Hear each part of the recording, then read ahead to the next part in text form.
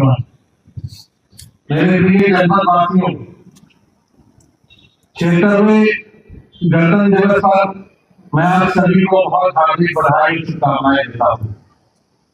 हमारे गणतंत्र का 76वां वर्ष कई अर्थों में देश की यात्रा में एक ऐतिहासिक पड़ाव है।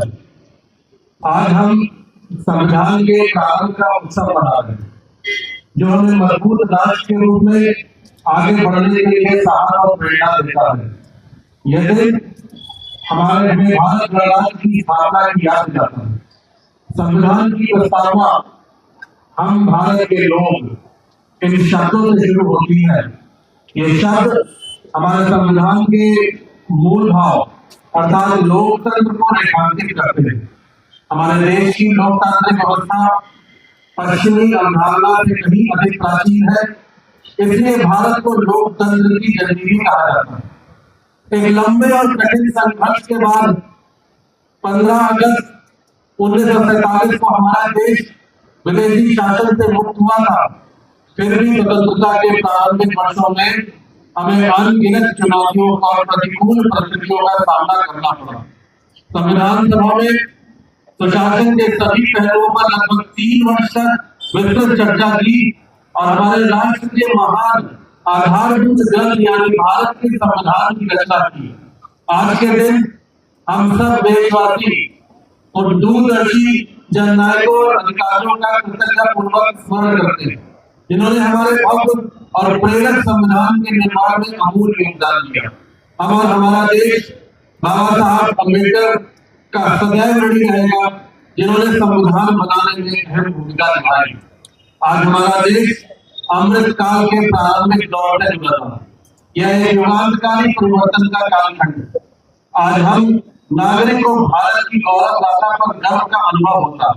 आजादी के बाद हमने लगातार बेशुमार उपलब्धियां हासिल की। आज इन्हीं उपलब्धियों का जश्न एवं उत्सव मनाने का दिन है। हमें अपने देश को नई ऊंचाइयों तक ले जाने का सुनहरा अवसर मिला।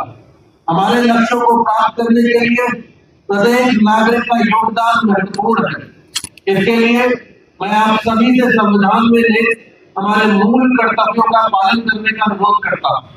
ये कर्तव्य आजादी के 100 वर्ष पूर्ण होने तक भारत को एक विकसित और आत्मनिर्भर राष्ट्र बनाने की दिशा में प्रत्येक नागरिक के आवश्यक दायित्व है।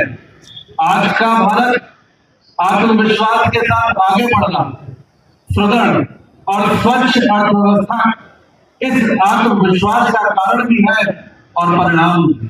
आज हमारा महान देश दुनिया की 5वीं सबसे बड़ी अर्थव्यवस्था वाला देश बन चुका। यह सरकार द्वारा समय समय पर किए गए सक्रिय प्रयासों द्वारा ही संभव हो पाया है। आज चाहे हम स्वास्थ्य की बात करें, चाहे शिक्षा की, चाहे प्रौद्योगिकी की, या फिर चाहे संरचना की, आज हर क्षेत्र में हमारा देश विकास के नए आयामों को स्पर्श कर रहा। आज हमारा देश विकास भी विरासत भी के मंत्र पर चल रहा है। आज दुनिया का हर विशेषज्ञ, हर निवेशक भारत को लेकर उत्साहित है।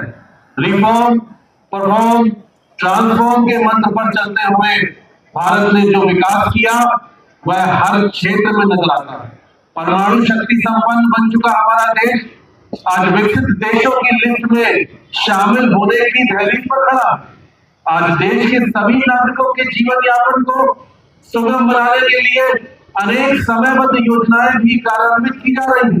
सरकार ने केवल जन कल्याणकारी योजनाओं का विस्तार और संवर्धन ही नहीं किया गया, अभी तो जन कल्याण की अवधारणा को भी नया अर्थ प्रदान किया है।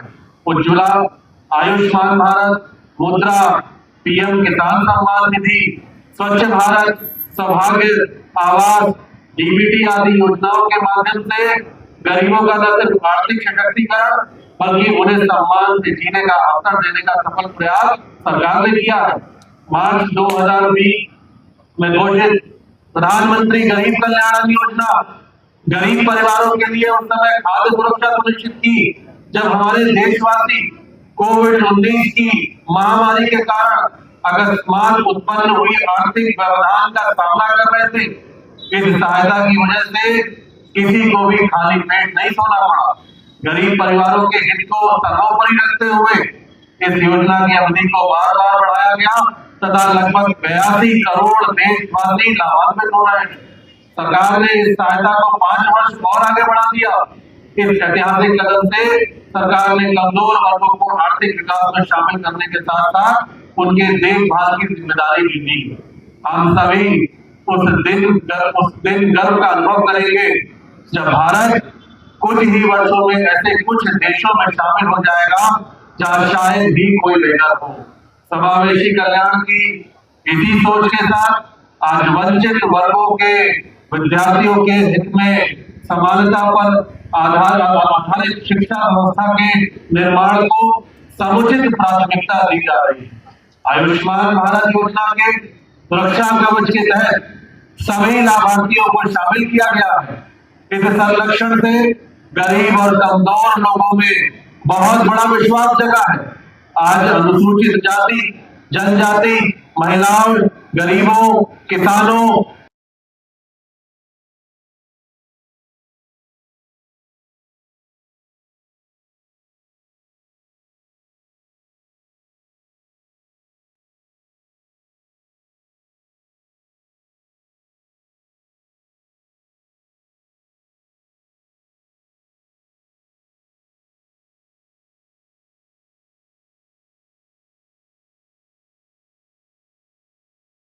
कार्य कर रहा है।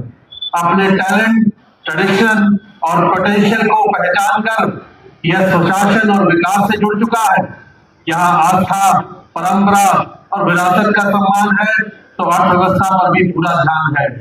आज उत्तर प्रदेश देश की दूसरी सबसे बड़ी अर्थव्यवस्था के रूप में राष्ट्रीय जीडीपी में लगभग 9.2% का योगदान कर रहा है। सुनियोजित प्रयासों से रेवेन्यू सरप्लस स्टेट के रूप में सशक्त पहचान मिली है, जो यह दर्शाता है कि प्रदेश आत्मनिर्भरता की ओर तेजी से बढ़ा। 500 वर्ष की प्रतीक्षा के बाद श्री अयोध्या धाम में भव्य दिव्य नव मंदिर में भगवान श्री राम लला की प्राण प्रतिष्ठा, श्री काशी विश्वनाथ मंदिर पुनर्द्वार, विंध्यधाम कॉरिडोर, ब्रजभूमि, नैमिषारण्य धाम आदि स्थलों के समग्र विकास के प्रयासों ने एक और जहां सनातन आस्था को सम्मानित किया, वहीं उत्तर प्रदेश को भारत की सांस्कृतिक अवचेतना की हृदय स्थली के रूप में नई पहचान देते हुए धार्मिक पर्यटन के क्षेत्र में नवीन संभावनाओं को मार्ग प्रशस्त किया है।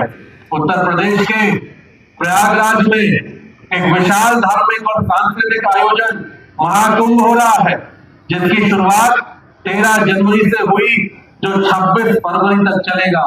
इस महाकुंभ को विश्व का सबसे बड़ा मानवीय समागम माना जाता है, जहां लाखों करोड़ों श्रद्धालु गंगा, यमुना, सरस्वती नदियों के संगम पर आस्था की डुबकी लगाने के लिए एकत्र होते हैं।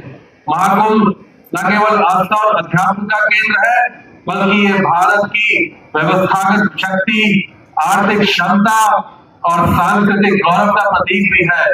यह आयोजन दुनिया के सबसे बड़े मेले के रूप में पहचाना जाता है।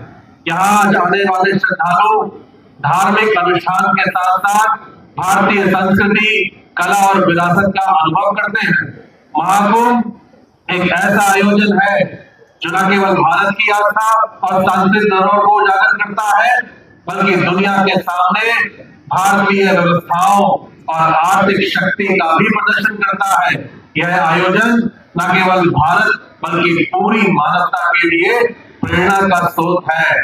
विभिन्न क्षेत्रों में कार्यरत लोग हमारे देश और प्रदेश की विकास गाथा में अमूल्य योगदान के लिए प्रशंसा के पात्र हैं। किसानों, मजदूरों, शिक्षकों, वैज्ञानिकों, इंजीनियरों और पुलिस बलों की भूमिकाओं की भी मैं सराहना करता हूँ। मैं देश की सीमाओं की रक्षा करने वाले बहादुर जवानों और सैन्य कर्मियों के त्याग, बलिदान, शौर्य और हिम्मत को नमन करता हूँ। मैं देश और प्रदेश की प्रगति में योगदान देने वाले प्रत्येक नागरिक की सराहना करता हूँ। आज हम सबको गणतंत्र दिवस के अवसर पर यह प्रतिज्ञा करनी होगी कि हमें अपने कर्तव्यों का पालन करते हुए आने वाली पीढ़ियों के लिए बेहतर भविष्य बनाना है। भारत देश को एक मजबूत राष्ट्र बनाना है।